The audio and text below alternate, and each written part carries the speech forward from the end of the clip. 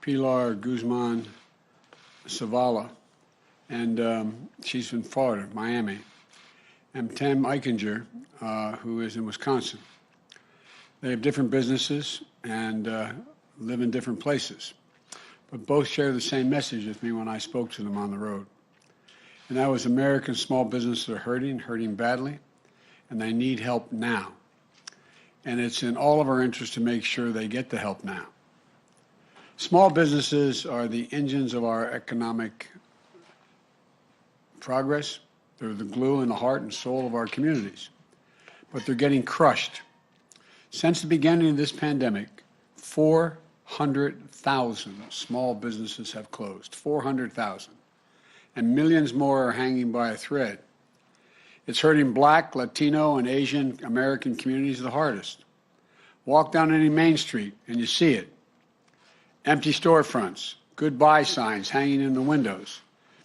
Maybe it's the pizza place you used to take your family to dinner, or the hardware store that always had the tool you needed.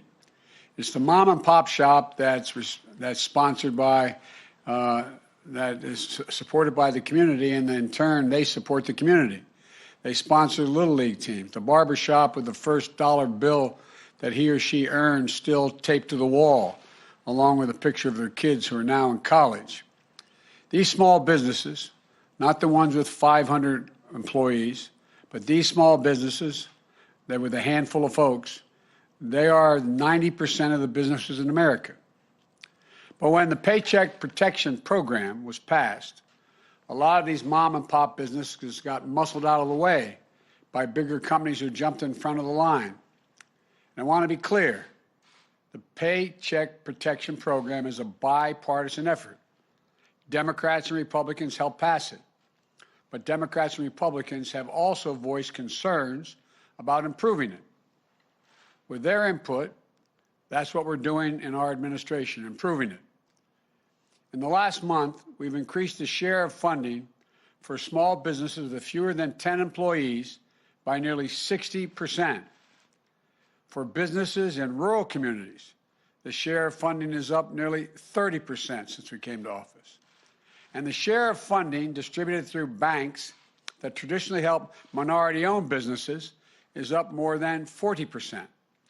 And today, I'm announcing additional changes to the PPP program that will make sure we look out for the mom and pop businesses even more than we already have.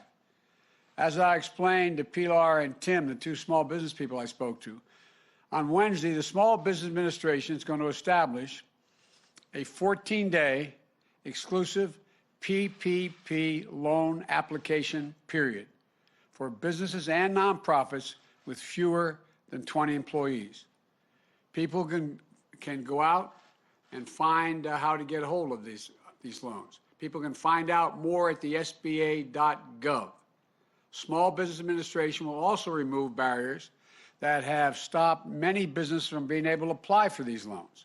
For example, we're making it so that a student loan default or a non-fraud related criminal record does not prohibit someone from applying for the program. We're also making it easier for those one-person businesses, like the home repair contractors, beauticians, small independent retailers, to secure forgivable PPP loans.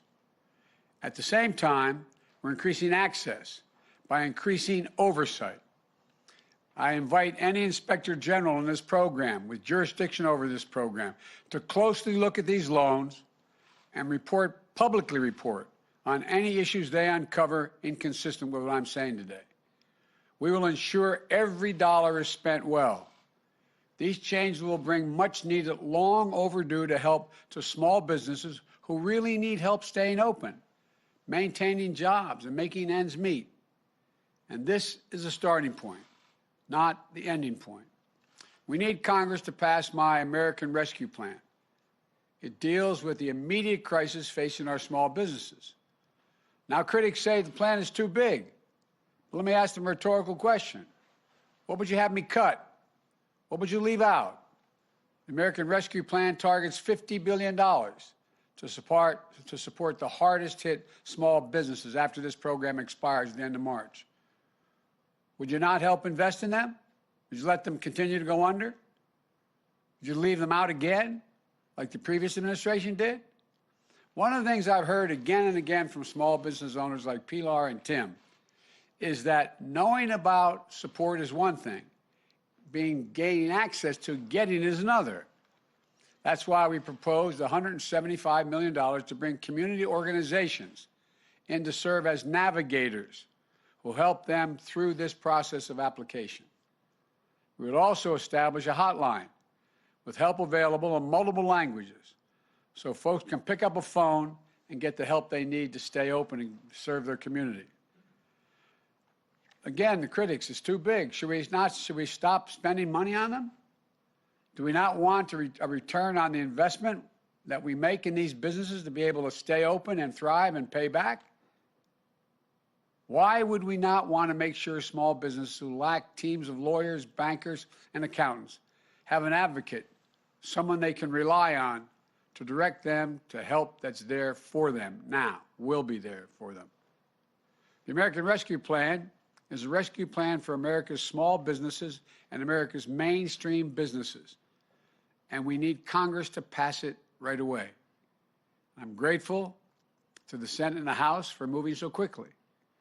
And I want to make it clear, I'm prepared to hear ideas about how to make the American Rescue Plan better and cheaper.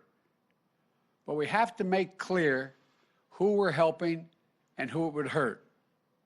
I always try to help people like Tim and Pilar and all the country's small businesses and families, the workers, the communities that depend on them to survive, recover, and grow. And it's my hope that as Democrats and Republicans who have backed the PPP program, that Democrats and Republicans will back the American Rescue Plan. The vast majority of the American people, more than 70% of the American people, including a majority of Republicans, want us to act based on all the polling data, act big and act quickly. Major economists, left, right, and center, here and abroad, say we should focus on smart investments that can make jobs available and focus on the jobs and in the people, to prevent long-term economic damage to our nation and to strengthen the economic competitiveness going forward. In fact, an analysis by Wall Street's firm Moody's estimates that if we pass my American Rescue Plan, the economy will create 7 million jobs this year. This year. We've also been in constant contact with the mayors and governors, county officials, members of Congress of both parties in every state. That includes a letter, I might add, from more than 400 mayors from big and small cities, Democrat and Republican. They agree we have to act and act now. They understand we're not going to get our economy back in shape and the millions of people back to work until we beat this virus. Getting our economy back means bringing our small businesses back. And that's what we're going to do. That's what I'm doing today. We're going to focus. The program ends at the end of March, but for the next 2 weeks, the only folks who can apply for that PPP money are businesses with fewer than 20 employees. Thank you very much.